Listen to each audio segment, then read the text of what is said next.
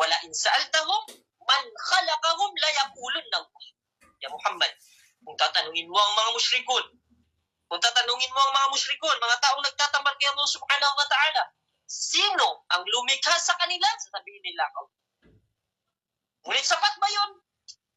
Sapat ba yun na sinaksihan nila na walang ibang Diyos liban kay Allah? Hindi. Dahil hindi sila nagsasala. Subhanallah. Ganon din sa ating kapanahon ngayon. Hindi sapat, ya akhi wa ukhti, na sasabihin mo na ikaw ay natatakot kay Allah pero gumagawa ka ng mga haram. Subhanallah. Tingnan niyo ba? Kung paano hinalimbawa ng Allah subhanahu wa ta'ala pagkatakot ng mga musyriko. Ginagawa lang natin itong halimbawa para matauhan tayo. Ha? Inuulit ko, hindi ko sinasabi na ikaw ay nagtatambal kay Allah, hindi. Ngunit ginagawa lang natin itong halimbawa para matauhan tayo.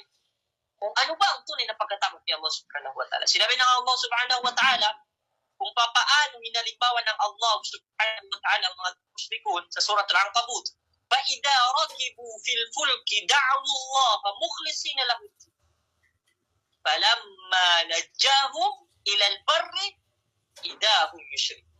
Subhanallah. Sinabi ng Allah subhanahu wa ta'ala, فَإِذَا رَكِبُوا فِي الْفُلْكِ دَعْوُوا اللَّهَ مُخْلِصِينَ لَهُ الدِّينَ. Sinabi ng Allah subhanahu wa ta'ala, kapag silang mga musyrikun, yung mga taong nagtatambal kay Allah subhanahu wa ta'ala, فَإِذَا رَكِبُوا فِي الْفُلْكِ, kapag sila ay sumakay sila sa sasakyang pang karagatan, tinatawag natin sa ating kapanahon ngayon na barko.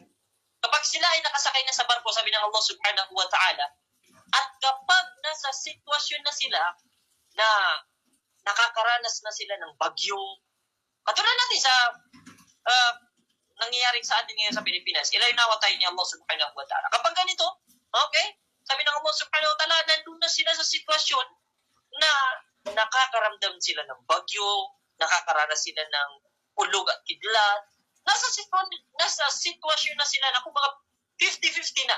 Kung ano ba, bubuhay ba sila o mamamatay? Hindi nila alam. Anong sasabihin nila? فَإِذَا رَكِبُوا فِي الْفُلْكِ دَعْوُوا اللَّهَ مُخْلِصِينَ لَهُ الدِّينَ. Doon, maaalala nila si Allah. Subhanallah. Hindi nila maaalala yung mga sinasamba nila, mga ibang mga sumasamba sa mga Diyos-Diyosan, hindi na, hindi. Hindi nila matatawag yung mga sinasamba nilang mga Diyos-Diyosan, hindi. Matatawag nila yung Allah, mukhlisina lahuddin. Sila yung mga ikhlas. Alam natin ang sifat ng ikhlas, kinalulugdan ni Allah. Ngunit yun ang magiging katangian ng mga musyrikon kapag nasa sitwasyon na sila ay malapit ng mamatay. Akala nila sa kanilang mga sarili ay malapit na mamatay, mukhlisina lahuddin, nagdudua sila kay Allah. Ya Allah, Ya Allah, Ya Allah, magsasala na kami, Ya Allah, basta iligtas mo lang kami, Ya Allah. Ya Allah, magsasala na kami, basta iligtas mo lang kami dito sa bagyo na ito. Ngunit, anong sabi ng Allah subhanahu wa ta'ala?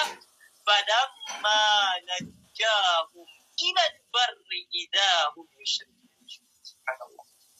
فَلَمَّا نَجَّاهُمْ, kapag sila ay iniligtas na ni Allah subhanahu wa ta'ala doon sa kalamidad na yun, doon sa bagyo na yun, فَلَمَّا نَجَّاهُمْ إِلَى الْبَرِّ إِذَا هُمْ يُشْرِكُونَ, sila pa rin ay babalik sa kanilang pagtatambal. Subhanallah. Ba't natin yan lalimbawan? Sa atin sa kapanahunan ngayon,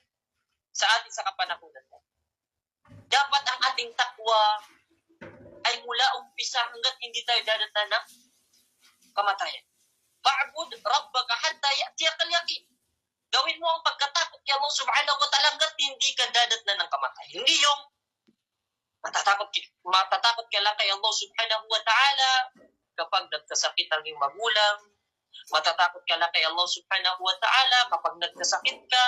Matatakot ka lang kay Allah subhanahu wa ta'ala, magsasala ka lang kapag nalugi ka sa negosyo, kapag mayroong dumating sa iyo na masama. Hindi naman masama yun.